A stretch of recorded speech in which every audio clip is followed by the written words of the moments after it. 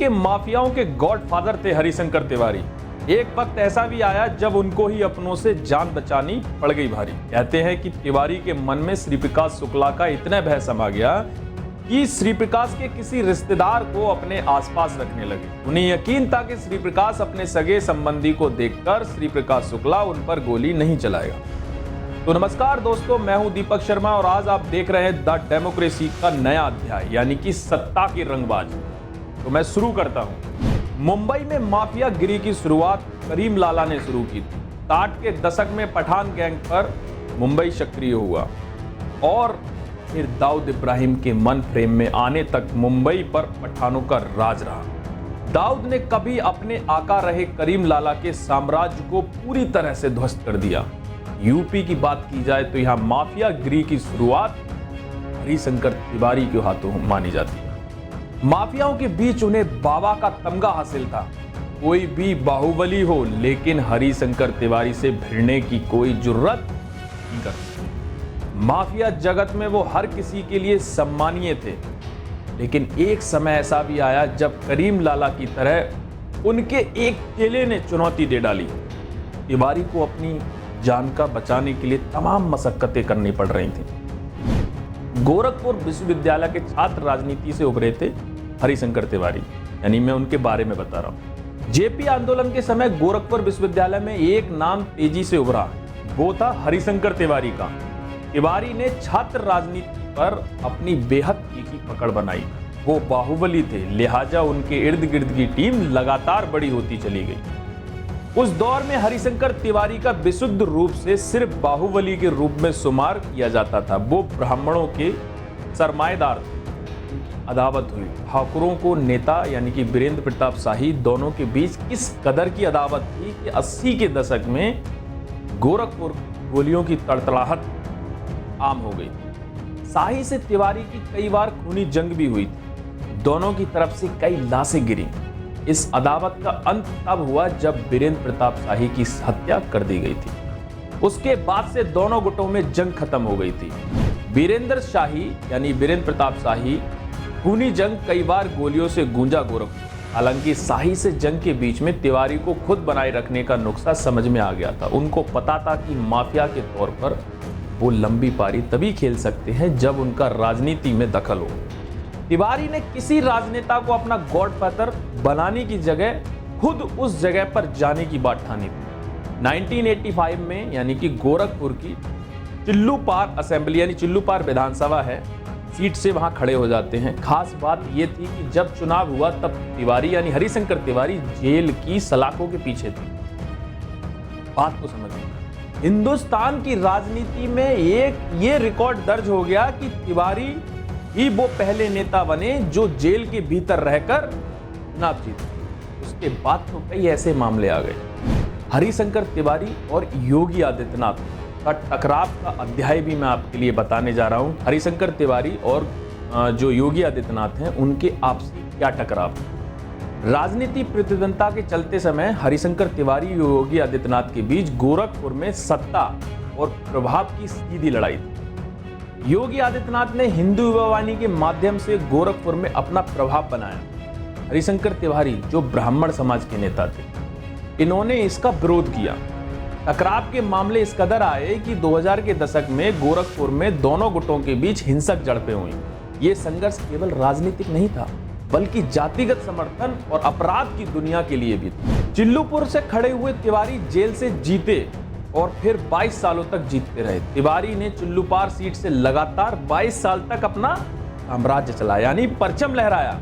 वो किसी पार्टी से टिकट की जुगाड़ कर ही लेते थे। पहले चुनाव जीतते और फिर मंत्री बन जाते। कहने की तो बात है कि राजनेता बन गए थे, लेकिन माफिया में उनका दखल बस्तूरी जारी था।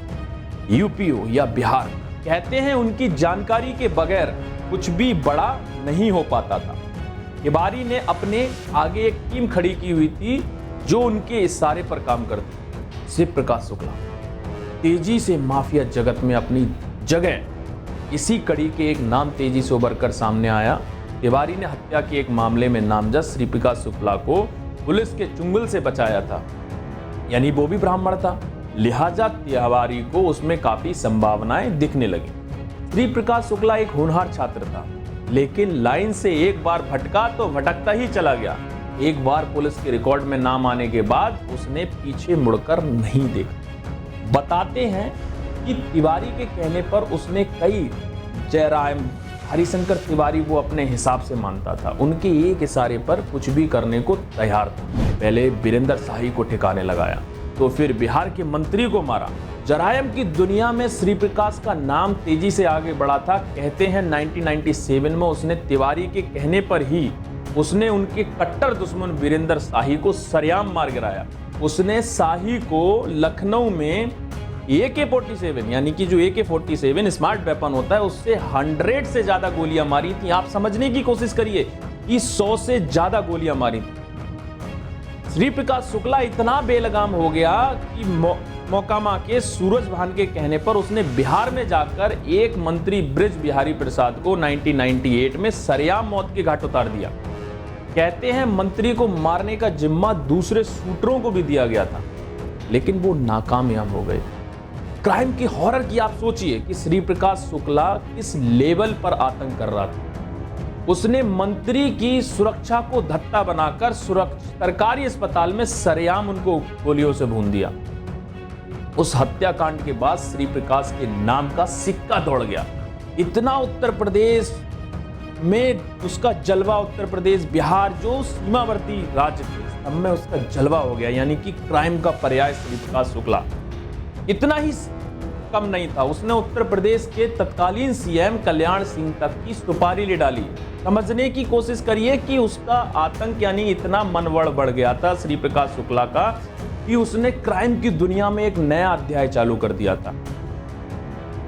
या आप सोचिए कि तिवारी से अनबन होने के बावजूद उसने इतनी खटास इतनी बढ़ गई थी कि ज्यादा बड़ी श्री प्रकाश के निशाने पर आने वाले समय में तिवारी ही आ गए। यानी कि उसने अपने आप को वो इतना बड़बल मानने लगा कि उसने हरिशंकर तिवारी का कहना मानना बंद कर दिया।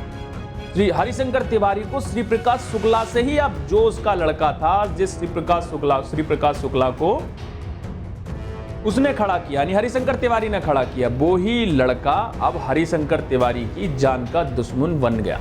और इतना भय खाने लगे हरिशंकर तिवारी कि मरने के बाद ही संभल सके। कहते हैं कि तिवारी के मन में श्री प्रकाश का इतना भय समा गया कि ज्यादातर वो श्री प्रकाश के किसी रिश्तेदार को अपने आसपास रखने लगे। उन्हें यकीन था कि अपने सगे संबंधी को देखकर श्री प्रकाश शुक्ला उन पर गोली नहीं चलाएगा। शुक्ला का ट्रैक रिकॉर्ड भी ऐसा हो गया कि तिवारी के हर पल भय सताने लगा। वो अंडरग्राउंड हो गए। उस सीन में तभी आए जब 22 सितंबर 1998 को लगभग 25 वर्ष की आयु में गाजियाबाद के अंदर श्री प्रकाश शुक्ला को यूपी की STF यानी कि यूपी की जो STF थी, स्पेशल टास्क फोर्स का गठन सिर्फ इसलिए हुआ था कि श्री प्रकाश शुक्ला के एनकाउंटर के लिए। कारण यह था कि उसने एक मुख्यमंत्री यानी कल्याण सिंह की सुपारी ले रखी थी। उसी दौरान पर STF का गठन किया जाता है और उस STF ने पुलिस मुठभेड़ में श्री प्रकाश को गाजियाबाद के अंदर मार दिया था। श्री प्रकाश के मारे जाने के बाद तिवारी की जान में जान आई। एक बार तो वो लगभग मान ही बैठे थे जैसे कि करीम लाला को उनके शागिर्द दाऊद ने ठिकाने लगाया, वैसे ही श्री प्रकाश भी उनका खात्मा कर देगा और उनका साम्राज्य खत्म करके खुद उस गद्दी पर बैठ जाएगा। बात आगे बढ़ती है और मैं ये चीज दर्शकों से यानी कि अपने दर्शकों से पूछता हूं, तो दोस्तों सवाल ये उठता है, क्या राजनीति यानी कि अपराध से राजनीति में कदम रखना सही है? क्या हरिशंकर तिवारी का राजनीति में जाना उनके अपराधों को जायज ठहराता है? क्या श्री प्रकाश शुक्ला का अंत ये साबित करता है कि केवल अपराध ताकत नहीं मिलती है? इस सब तमाम सवालों के लिए मैं आपसे जानना चाहूंगा। ये शो का मतलब सिर्फ इतना है कि सत्ता से यानी कि सत्ता के जो रंगबाज होते थे कैसे काम करते थे और उसके बाद वो कहां बढ़ते थे। सत्ता में उन्होंने इतनी रंगबाजी करी यानी कि वो माफिया थे, माफिया बनने के बाद राजनीति में आए, राजनीति की बात शिखर तक पहुंच गए यानी कि विधानसभा से लेकर संसद तक पहुंचे और उन्होंने अपना नाम इस तरीके से प्रभावित किया कि उनके नाम से कई कई लोगों को अलग अलग नामों से जाना जाता है। कोई रॉबिन हुड, कोई रंगबाज, कोई अलग अलग नामों से। और इस सिर्फ मैं अंतिम बार में फिर भी कहूंगा दोस्तों, उत्तर प्रदेश की ये कहानी केवल अपराध और राजनीति का संगम नहीं है, बल्कि सत्ता के लिए इंसानी जुनून की भी तस्वीर है। जहां हरिशंकर तिवारी ने राजनीति के जरिए अपनी विरासत बनाई, वहीं श्री प्रकाश शुक्ला अपराध के रास्ते पर चलकर एक खौफनाक अंत तक पहुंचा। तो आपका क्या मानना है? क्या राजनीति में अपराधियों का प्रवेश लोकतंत्र के लिए खतरा है, ये सिर्फ भारत की सच्चाई है? तो मैं हूं दीपक शर्मा और आप देख रहे थे द डेमोक्रेसी। तो मिलते हैं अगली एपिसोड में। धन्यवाद।